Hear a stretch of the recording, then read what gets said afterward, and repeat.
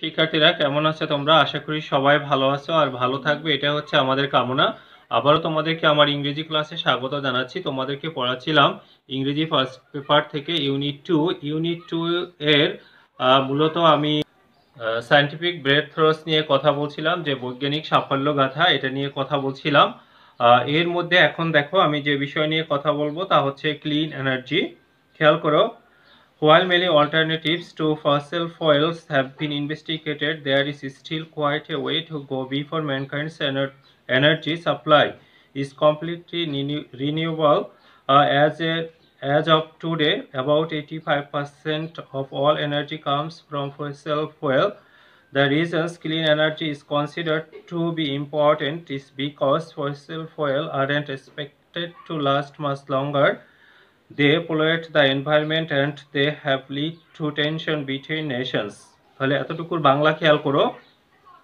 দেখো, যদিও জীবাশ্ম জ্বালানির অনেক বিকল্প খোঁজা হচ্ছে, মানব জাতির শক্তি সরবরাহ সম্পূর্ণ নবায়নযোগ্য রিনিউয়েবল অর্থ হচ্ছে নবায়নযোগ্য হওয়ার পূর্বে এখন অনেক পথ পাড়ি দিতে হবে।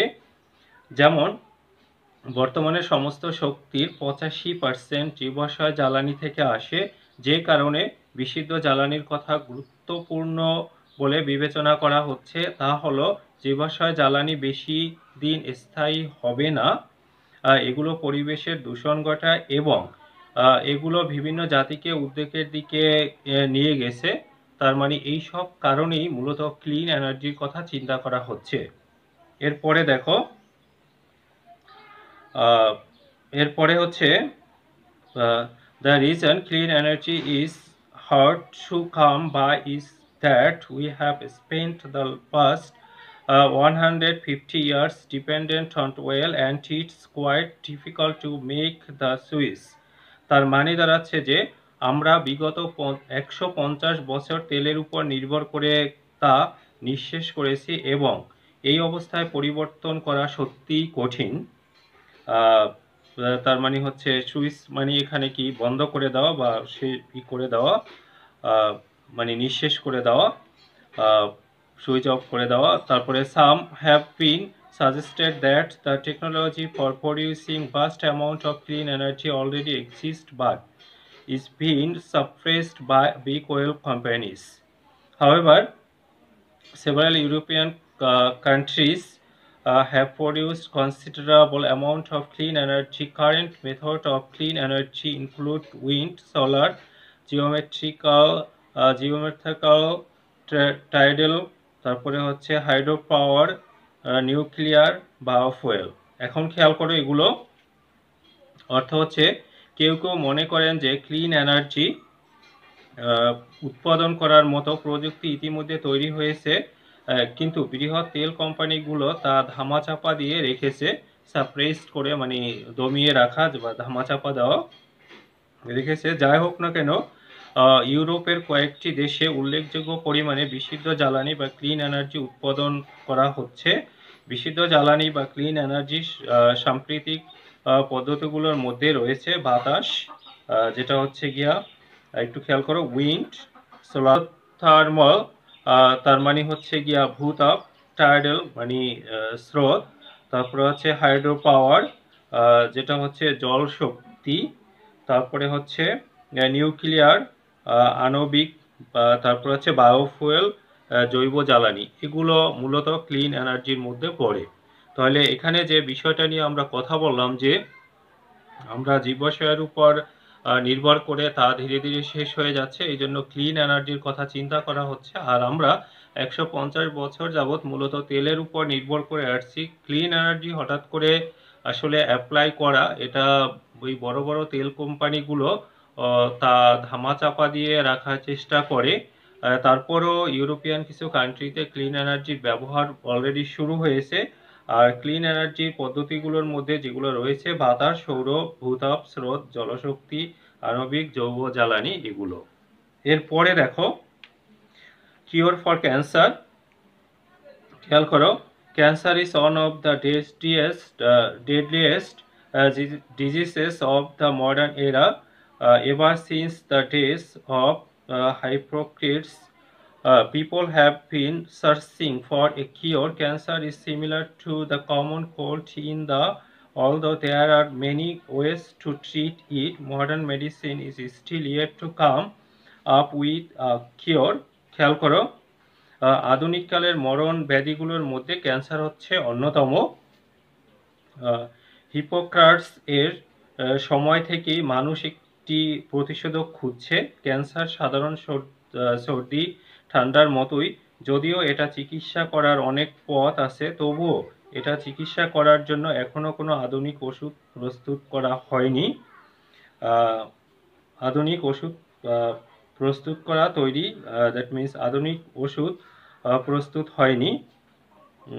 তারপরে আসো, this is partially because, like the common cold, there are many different types of cancer and they are all slightly different. Unfortunately, with over 7 million deaths per year, cancer is much more serious than the common cold. A wide assortment of drug, তারপরে হচ্ছে chemical, stem cell, তারপর হচ্ছে genetically modified virus and ever arsenic have all been proposed as cancer cures. তাহলে এখানে খেয়াল করো যে আংশিকভাবে, পার্শিয়ালি, দ্যাট মিনস আংশিকভাবে, এটার কারণ হলো সাধারণ সর্দির মতো ক্যান্সারও অনেক ধরন রয়েছে এবং ওগুলো সবই একটু আলাদা। যদিও ক্যান্সারের অনেক ধরন রয়েছে কিন্তু প্রত্যেকটি হচ্ছে একটা থেকে একটু করে হলেও আলাদা। দুর্ভাগ্যবশত হলেও প্রতি বছর 7 মিলিয়নের বেশি মৃত্যু ঘটে এই ক্যান্সারে। ক্যান্সার সাধারণ সর্দির চেয়েও অনেক বেশি মারাত্মক।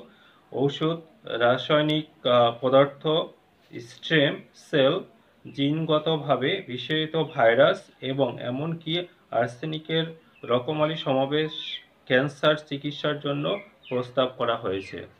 তাহলে তোমরা জানো যে ক্যান্সার এটা একটা অবশ্যই একটা ডেডলিয়েস্ট ডিজিজ বর্তমানে।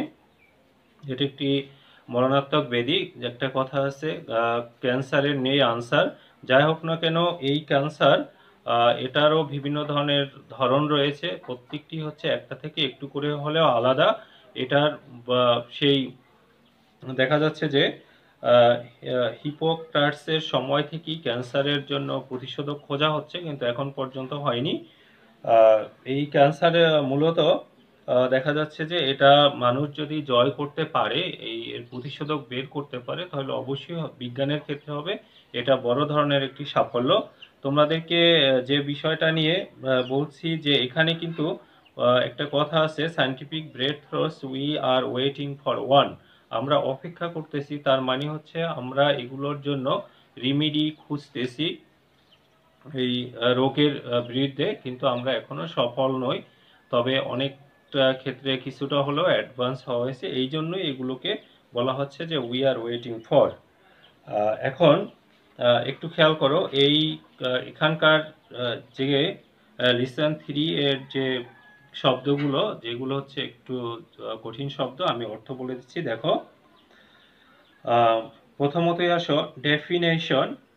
ডেফিনেশন হচ্ছে নাউন, যার বাংলা হচ্ছে সুস্পষ্টভাবে রূপরেখা দেখার শক্তি, বা এমনিতে আমরা ডেফিনেশন বলি সংজ্ঞা। এরপরে আসো সাবস্টান্স। এটি হচ্ছে নাউন, এটা হচ্ছে উপাদান। এটা হচ্ছে কি উপাদান, বিশেষ ধরনের বস্তু বা উপাদান।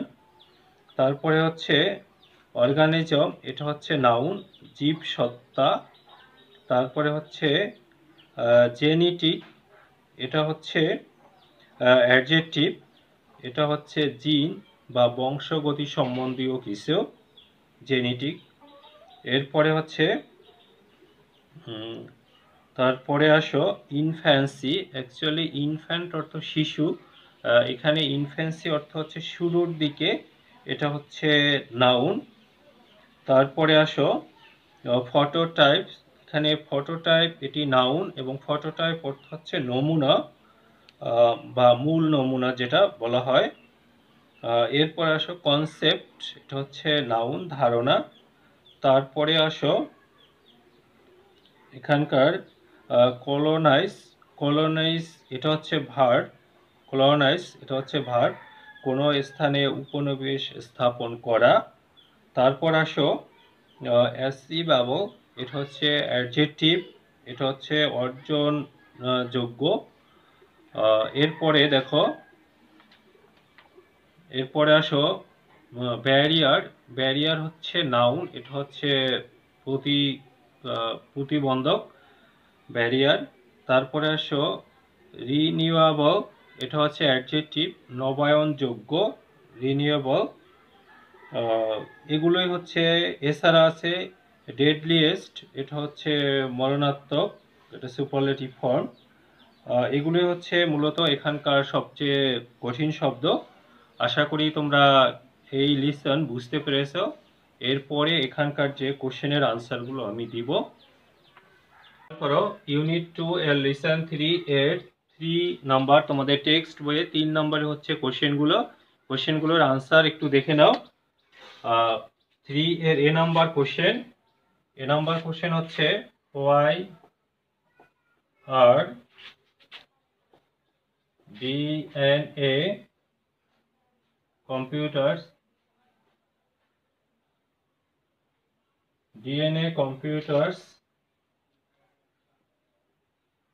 much more powerful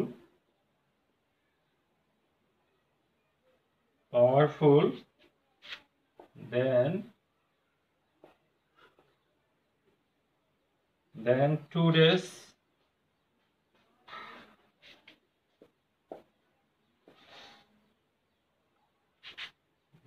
today's standard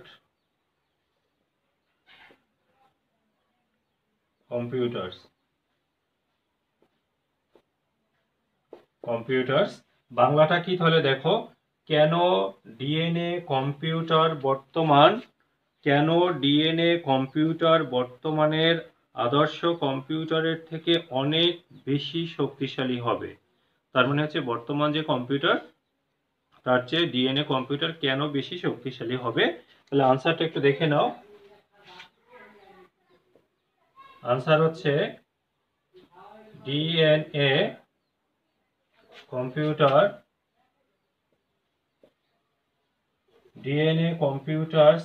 are much more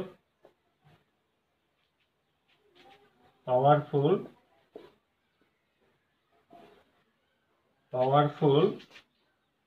than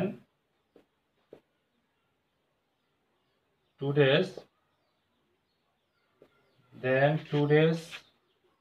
standard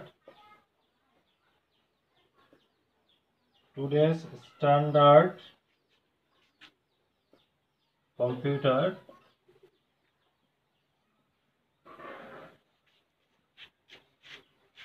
তার মানে হচ্ছে ডিএনএ কম্পিউটার হচ্ছে বর্তমান স্ট্যান্ডার্ড কম্পিউটারের চেয়ে শক্তিশালী, পাওয়ারফুল মানে শক্তিশালী, অ্যাজ যেহেতু this can store vast information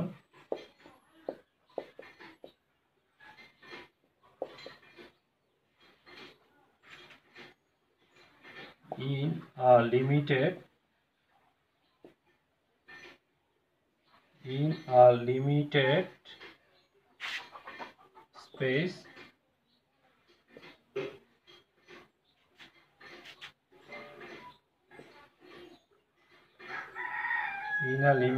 space just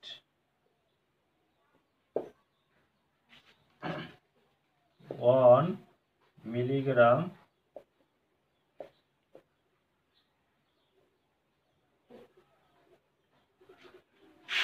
of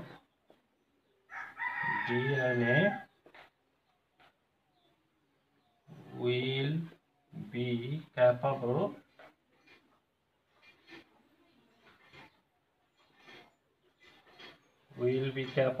of holding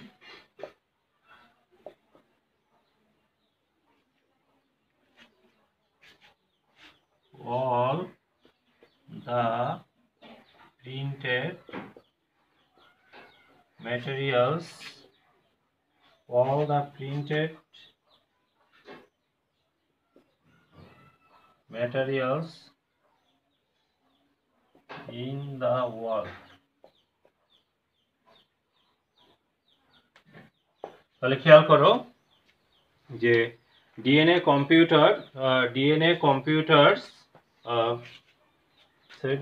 computers plural form. DNA computers are much more powerful than today's standard computer. DNA computer হচ্ছে অনেক শক্তিশালী বর্তমানে স্ট্যান্ডার্ড কম্পিউটারের চেয়ে, কারণ দিস ক্যান বলতে এখানে বোঝানো হচ্ছে ডিএনএ কম্পিউটারকে বোঝানো হচ্ছে। DNA computer can store vast information, জমা করতে পারে অনেক তথ্য। তোমরা জানো ইনফরমেশন এর প্লুরাল ফর্ম ইনফরমেশনই, ইনফরমেশনস না। Information in a limited space, একটা অল্প জায়গায় অনেক তথ্য সংগ্রহ করতে পারে। Just 1 milligram of DNA, 1 milligram DNA will be capable of holding, সক্ষম হবে ধারণ করতে all the printed materials in the world, বিশ্বের যত প্রিন্টেড ম্যাটেরিয়ালস আছে সব কিছু 1 মিলিগ্রাম ডিএনএর মধ্যে ধারণ করা সম্ভব। তাহলে বোঝা যাচ্ছে এটা যদি আমরা সফল হই তাহলে অনেক অল্প জায়গায় অনেক বেশি কিছু ধারণ করা সম্ভব হবে। আশা করি এটি বুঝতে পেরেছো। আমার কোশ্চেনটা দেখো, এখানকার দেখো what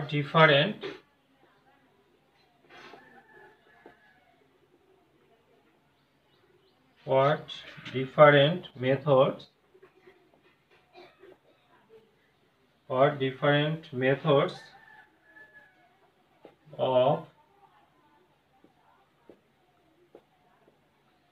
producing clean energy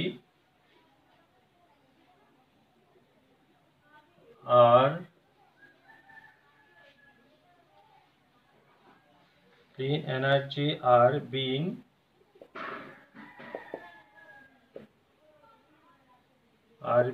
used। তার মানে হচ্ছে বর্তমানে কি কি উপাদান বা ভিন্ন পদ্ধতিতে ব্যবহৃত হচ্ছে। খেয়াল করো, what different method of producing clean energy are being used, কোনগুলো বা কি কি উপাদান ক্লিন এনার্জিতে ব্যবহার করা হবে বা হচ্ছে। খেয়াল করো, তাহলে আনসারটা দেখো, current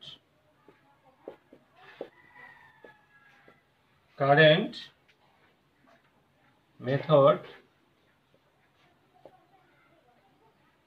of producing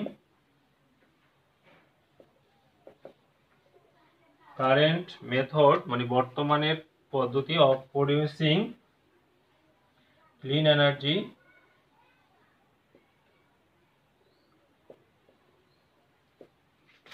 are wind, solar,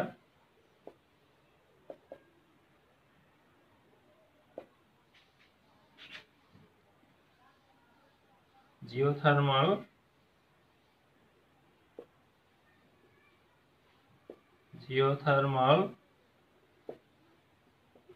tidal,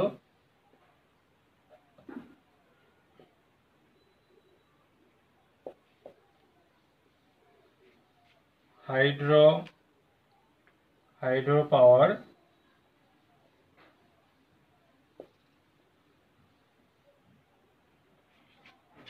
nuclear,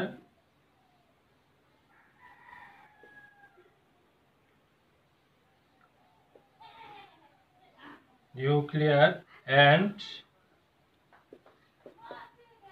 biofuel।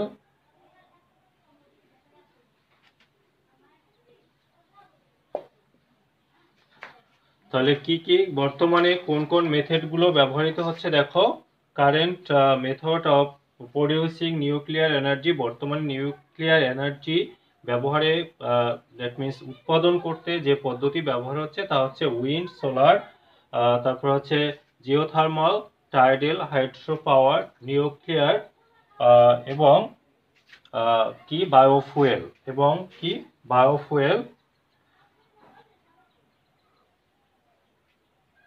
তাহলে বায়োফুয়েল